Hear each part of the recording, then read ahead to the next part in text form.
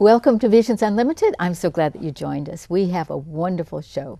This is such an important show because how many of you would like to become a published author? A published author. Well, that's what we're going to be talking about today. How to write a query letter. How to, what do you do? How do you handle publishing? Whether it's self-publishing or publishing with the big house. Well, we have an expert. She's an accomplished published author. It's my pleasure and honor to introduce to you Dr. Arlyne M. Hi, Claire. It's lovely to be here. I'm so glad that you're here again. We did this a long time ago, and it's wonderful to have you back. Thank you. It's fun being with you. It's been years, yes. And we've had, our on and off relationship through the years in various and sundry places. So this is nice. Well, it's been my pleasure for sure. Okay, we have so much to talk about, and we only have a short period of time, so let's just dig right into it. So how about your particular background? When did you get this idea that you wanted to be an author? I don't know that I ever thought about myself as wanting to be an author. But I've always had ideas, and I've always been opinionated. Okay. And so there's from the time that I was very young, I was in a position where I was teaching others, where I was offering information. And in that process, it goes from verbal to written. And at some point, it started becoming written, and it started becoming written in terms of articles that I've written, in terms of workshops that I've given where you create your own handouts and your own materials. And then eventually, it worked its way into becoming books. For example, the first book that I had published was a book called Training Your Board of Directors. And that came about because I was traveling the country training synagogue boards of directors. And so I had to create my own workbook, my own materials. And over time, those materials had gotten so big, and it was suggested that I put it together in a book form and publish it. And so that was the start of, I can write a book. Okay. I have all the materials. Well, a lot of people don't have that. It's kind of like, well, I'm not sure. I'm not sure that I'm ready yet. Where do I go from here? And so this is what you can offer them. This is how you can help us, myself included, become a published author. And this is exciting. Talk about what it used to be like with you referred to as the big houses and what it is today. So just background history that probably everybody knows. Before computers, before internet, in order to get a book published, you needed to go to an organization whose business it was to publish books. And like any other thing, there were the Kmart's in the business, and the Macy's in the business, and the Bloomingdale's in the business. And so you wanted to go and be published by the most prestigious house that you could find based on the type of book you were writing. So if you were writing a novel, there are markets for novels. If you're writing a cookbook, there are markets for cookbooks. If you're writing professional books, there are specific markets for that. And you were in competition with many other authors who wanted to have their books published. So what would happen with the big houses is, let's say they had 10 submissions that they were considering. So you refer to them as submissions, right? Yes, you're submitting, and we'll get into the specifics of how you do that. Okay. But so you're submitting your idea to them, your book, whether it's written or just your proposal or the query letter, which comes before the proposal. And it's like a contest in that they choose from amongst all of the people that have submitted to them, they choose the ones that they want to review. So it goes from this many down to this many, and then ultimately down to 1 or 2. I had an unusual situation. One of my books was being seriously considered by one of the big houses, and somebody else's book had the word leadership in the title. I didn't know how to have the word leadership in the title. And the buzzword that year, everybody wanted leadership books. So this other author's book got published, mine did not. Just a little quirk like that. I had the wrong title. So it's like any other contest. You never know, what's going to win. But they're really, to continue with the answer of that, that it has changed so now, because now there's lots of small publishing houses, because with computers, anybody can generate 500 pages in no time flat. There are what's called vanity publishing houses, self-publishing houses, e-publishing houses, and so the range of possibilities for a would-be author now are just incredible. Well, let me stop you for a second. The term vanity houses, what does that mean? It used to be that, again, status is everything, right? Okay. That if someplace like Josie Bass, Random House, some of the really big names that everyone knows, that if they chose you, that gave you enormous credibility. But if you went to what we now think of as self-publishing houses, they were called vanity presses, because the assumption back in those days was you're pleasing your own vanity by getting somebody to publish. That's where That's where it comes from. Okay. It's by pleasing your own vanity. That has changed completely. The market now allows for a full range. So you can be published by what I'm calling the big houses, and there are many of them. You can be published by small houses, and 2 of my books have been published by, or 3 of my books have been published by small houses. I guess all 4 in one way or another of small houses. You can self-publish. You can partially self-publish and partially have a publishing company publish. I mean, the range is incredible.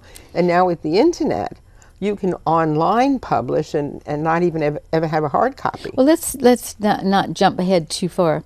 Let's go back to what the publishers used to do. What are all the services that a publisher or the big house used to do, what maybe they're not doing, maybe they're still doing? Well, I think it depends on who you are. If you're a famous person, you get a different treatment than if you're someone like me who's not famous. We think you're famous. Yeah, well, locally, we know you're famous. You're right. Big fish, small pond. But firstly, they would provide you with an editor. They would provide you with marketing people. They would provide you with all of the ancillary services that your book might warrant. For example, graphics. If you wanted illustrations, they'd provide you with their own illustrator. But most importantly, they would do the distribution and marketing for you. And that has become less and less true. So even now, in a lot of the big houses, they will publish your book. They'll actually put it together, and they will provide you with editors. But when it comes to actually selling, marketing your book, you're the one that has to find the venues to get that exposure. Okay, but when you were working with a a big house or whatever, was there a contract you had to sign? And what was the benefit was, what I understand you saying is that they would provide all these different services. So do you pay them? And if No. See, that's the key difference. The key difference is the big houses, as we're calling them. They will pay you. They pay you royalties, and they will pay. They would depend again on who you are. Okay, if you're Oprah, for example, they may pay you $100,000, even $500,000 just for the pleasure of being able to publish your book. Because of the name. Because of the name. Right. If you're relatively unknown, you will get a royalty on sales. You may get a couple of $1,000s up front. Okay. In self-publishing, it's the other way. In self-publishing, what about maybe the topic? If the topic is really popular, but you're not, what do you think? I think those were all negotiable portions of the contract. Okay. Okay. And it's easier to talk about things that are obvious to everyone. The very famous person obviously is they expect that book will sell. So I think Sarah Palin probably made a lot more money on her book than I did on mine, for example. All right. Okay. And yes, the topic's important too. I mean, there's always a timeliness, and there's always whatever the hot topics are that year. But it's all negotiable. There's no flat fee. You don't, if, for example, you have Writer's Market here, which, by the way, is a fabulous reference. I wanted to talk about this in a minute, but staying on this topic, though, you want to be paid a lot of money from a big house or so. Okay, so another question related to that is, what about your credentials?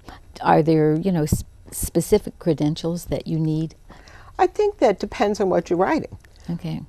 It always helps to have the credentials that say that you're knowledgeable about the subject matter in which you're writing. So, for example, I must be hungry because I keep talking about cookbooks today. But if I were writing a cookbook, it would be nice if I had been a chef in a well-respected restaurant. All right. As opposed to a homemaker who just happens to have a couple of favored recipes. Although I have self-published cookbooks, by the way, as gifts really? to my nieces. Yeah. All right. Just for fun. But now you have a Ph.D. behind your name. I do. That helps a lot. That really helps. Okay, is there a way that a person can become credentialed in a sense without the Ph.D.? Experience. Experience. All right, good. Okay. So, for example, if you had been a manager in a Hewlett-Packard, IBM, Google, any of those big companies, and you had years of management experience, and you wanted to write a book about management, all right, you have developed the credentials for doing that. But if you had worked as a cashier in McDonald's, the odds are you would not be seen as credible. Okay. So I hope that's really clear, because sometimes people are not, they misunderstand some of these types of conversations. So that's why I'm kind of like interrupting with some specific questions. So, all right, so that's kind of like the way it was, and maybe still is with some, if you're really famous. But that's what I understand you saying. It helps to be famous. Okay. All right, so now to work with a big house or a publisher. So one of the ways that you can get credibility with the big houses is having done publishing in other arenas. All right. So, for example, I can't remember how many, but I have more than 200 articles that have been published in various and sundry places. So if I'm writing a query letter to a big house, I will mention that, that I'm an accomplished, accepted author with X number of articles. And that gives me a measure of credibility I would not have had otherwise. The fact that I've written several books gives me a leg up. So I'm going to say the trick, for lack of a better word, the trick is the step, is to really look at yourself. And people sell themselves short, by the way. I think that many people have credentials and experience that, if put together correctly, give them legitimacy in what they're trying to publish. I think that's really an important statement, because a lot of people are writers and they know a lot about their experience, but they don't see themselves as a published author or even an author or writer. Well, I think that we aggrandize things unnecessarily. That certainly at the time that I published my first book, it was my first book. I had, no more publishing background than anybody else in the universe, and obviously you have to, and we'll talk about query letters, you have to ask a lot of people, it's like kissing a lot of frogs until you find the prince. You have to ask a lot of people until such time as someone says, yes, I like your idea and I'm willing to go with it. The more credibility you have, the more fame you have, the less query letters you have to write if you go to the right place. Well, I heard you say something that was, I think, really important. What you did was you wrote several articles. Yes. And so if your articles are published in magazines, then you are an experienced writer. Absolutely. So that you may not have a Ph.D., but if you're published in several magazines, that's a very good step. And today we're going to be talking about a query letter. Is the query letter to become published in a magazine versus a book very different or the same? They're different. So I want to just backtrack on something that you said. If you look at kids in school, there are school newspapers, there are school blogs, there are school journals. As a parent, as a leader, as a teacher, I would encourage any student to start their career that way. Okay. That if you, as an adult, can say that I was editor of the school newspaper, or I have, had 6 articles published in my school newspaper, that actually gives you credibility. Because again, anything that's published, you have been in a position where you've been in competition with other people for that particular space. Now, what's the difference between a blog and a newsletter? Oh my God. Oh my God. Oh my God. So it gets too technical after a while. Okay. So I'm sure I'm not going to answer this accurately, to tell you the truth, but in my mind's eye, a newsletter is something that you put together and that you publish, and you're sending it out to many. Okay, and I have a newsletter that goes to about 4,000 people every month. A blog is something that you write that is posted online, and people come to it. And if you're very lucky, you say something that's pithy enough whereby Google Analytics picks it up, and and then it's you get some free advertising, as it were, in Google. Beyond that, Claire, don't ask. Don't ask. But let's come back to your, because I backed off of your actual question. When you're writing an article, you pretty much are very simply asking, whether it's a newspaper or a magazine, you have a very short kind of ask, if you will. So the query letter is an ask. It is the first in a series of documents. It is the simplest of the series of documents where you're saying, here's my idea, do you like it, do you want it? For newspapers and for articles in many magazines, in today's world, you can do that by email, and it can be a more informal process. To try to get published by what we're calling the big houses, for lack of a better term today, your query letter is a much more formal document and needs to look like a business letter. And so we'll take a minute later and go into the specifics of what needs to be on it. But the bigger the project, the more formal the document. Right.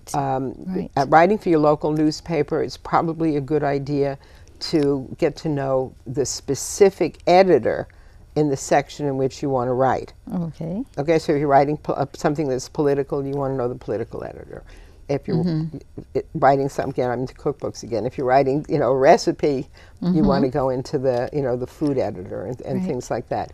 And those are real easy to find, because all of that's on the masthead of either the magazine or the newspaper. So the query letter is a short, simple, formal letter that basically says to a potential agent or publisher, this is my idea, this is who I am, this is what I think the number of pages are going to be, this is what I think the illustrations and graphics need to be, I would like you to publish it. Now, the things that are important are the fact that you are not there to threaten, you're not there to show off, you're not there to play cute. Remember that you're writing to people that receive submissions from a zillion other people beside you, and they know all the tricks, and they resent your treating them as though they don't. So no cutesy stuff, no being considered by 400 other people, none of that. Very simple. It's a very simple business letter. It's critically important that it be addressed to a person as opposed to dear editor, for example. So this is your pitch? This is your pitch. Okay. You can research this, and there's 2 ways of doing this. One, you can start with the book, and the book separates out by genre. So again, if you're writing a cookbook, you go to certain people. If you're writing a business book, you go to certain other people. So you can start out and you get a list of who the publishers and the agents are, and we'll talk about that separately, who the publishers and the agents are. But I recommend that people actually go to a physical library or bookstore preferably, because the more current books are in a bookstore, and actually go to the section that has the kinds of books that they're interested in writing. Find out who the editors are, find out who the agents are, find out who the publishing houses are. And if you read the thank yous in a book, the thank yous in a book quite often give you clues as to what a particular person's style is and what they've done for that author. So it gives you a little bit more. In today's world, once you get a name, you can also Google that name and you'll learn a lot more. And the reason I'm suggesting that is you want to have some personal touch. Not, again, it's a one-page document. These are not going to become your best friends. But you want to have a personal touch that you're able to say, for example, "Dear Mrs. Jones, I'm writing you because I notice that your style is consistent with the way I like to write. I like to write in a friendly, informal style, and I've noticed in this book that you've also edited." Okay, so we need to keep moving forward. Okay. We have 5 minutes left now. Oh, wow. Yeah. So in any event, so short, sweet, you need to follow up on it. So once you send the query letter to the publisher, then how long do you wait? Well, I would give them a couple of weeks. 2 weeks. Okay, remember they're getting... And if they don't respond? Then you can send a copy, and you can say, this may have gotten lost in the mail. I'm following up. And is this going to be in an envelope, addressed, or email? I think in today's world you can get away with email, but I think that you are much better off if you're trying to publish a book as opposed to an article. If you're trying to publish a book in a by a serious publishing house, the snail mail with a nice quality bond paper in an envelope, typed up neatly with margins and using standard fonts and styles. I think that that's an important thing to do. And working with a particular editor, say you've already sent this query letter in, what are your steps? After the query letter, they will ask you for a formal proposal if they're interested. Your formal proposal will have possibly a table of contents, possibly they'll tell you what they want, possibly a sample chapter or two, but it'll flush it out. It's the next phase. The query letter is a one-pager. The proposal can be a 3 to 5 pager, depending. Okay. All right, it gets flushed out. Ultimately, if they like it, you wind up with a contract, which is negotiable. That they'll give you this and do this for you, and you have to do this for them, and it works from there. So we have 2 minutes left. Can you quickly just kind of like summarize very quickly for our audience the process? It starts with doing your research. It starts with having an idea. Doing your research, whether you start at Writer's Market or you start in the bookstore, combining that knowledge, writing the query letter, which you may wind up writing to 10 different places. You don't tell them you're writing to 10 different places. You treat each one as though it was the only one you're writing to. Okay, you send out the letter. You send out the letter. You may have to follow up. Hopefully somebody will say, "Hey, I'm interested in you." And then it becomes a negotiation from that point on. They'll tell you what they need next, and it's all a negotiation. But we haven't talked about, and I want to just quickly mention, it's very important that today you have the opportunity to go to small publishing houses, and their job merely will be to put your book together in a nice form. You have the opportunity to hire your own editor. You have the opportunity to go online and just go straight online publishing. So the range that's available today is huge. I'm going to have to kind of cut in. We've got about 30 seconds here, and I want to say thank you so much.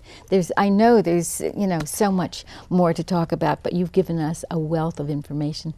Dr. Arlyne Diamond, it's been wonderful, and I look forward to, geez, maybe we should do another show. Yeah, maybe we should keep going on that. And the books that you have published, it's great to see what you've accomplished. So I want to say thank you so much for all this information. This has been really valuable, very valuable.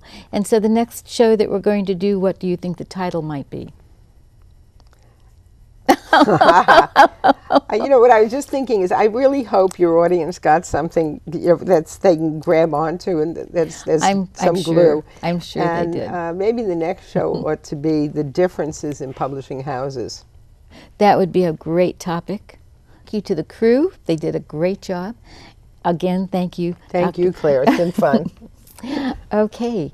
Well, and thank you to you. Bye for now.